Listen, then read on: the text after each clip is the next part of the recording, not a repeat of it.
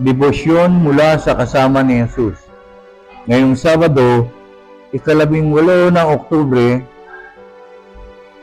na may pinamagatang mapagkakatiwalaan ang Diyos. Mula sa panulat ni Ginoong Rajkumar ng Sri Lanka.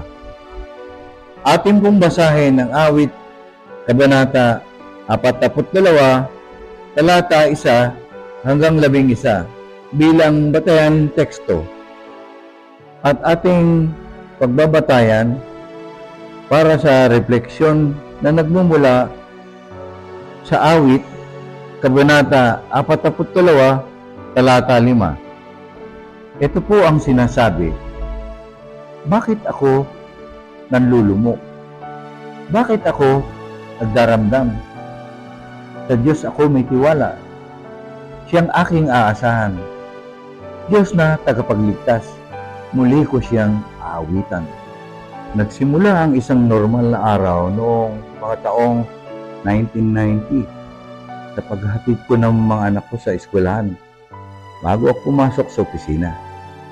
Kasama ako sa leadership team ng isang negosyo noong panahong bagsak ang ekonomiya ng bansa.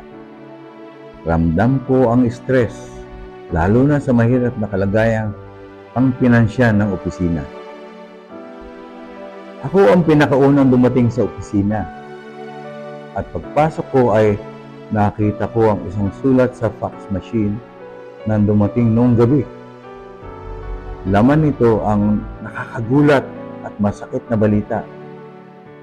Aalisin na ang pinakamalaking brand ng produkto na hawak namin. Biglaan nagkayanig ang balitang ito. Nalungkot at nagpanik ang buong team.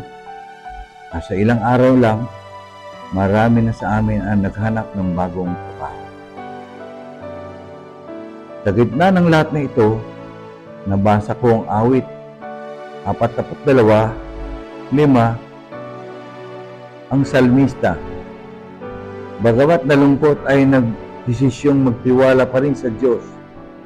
Mahirap para sa akin ang magtiwala noon dahil sa mga pangyayari. Ngunit ngayon ay nakita kong hindi nawala ng saysay ang aking pagtitiwala.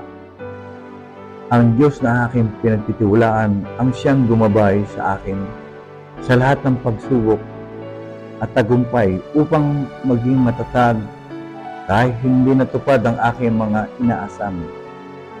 Hinubog at inihanda ako ng Diyos upang maging kapaki-pakinabang sa kanyang layunin. Tayo po ay manalangin para sa mga nahihirapan sa trabaho o kabuhayan. Tapat ng Diyos, nagtitiwala kami sa iyo sa lahat ng sitwasyon. Gabayan mo po kami sa mga madilim na panahon at dalhin kami sa landas na gusto mong tahakin namin. Amen. At para po sa isipin, ngayong araw, kahit sa pinakamalungkot na kalagayan, magtitiwala pa rin ako sa Diyos. Mapagpalang araw po sa ating lahat. Nawa tayo ay patuloy lumakad kasama ni Jesus.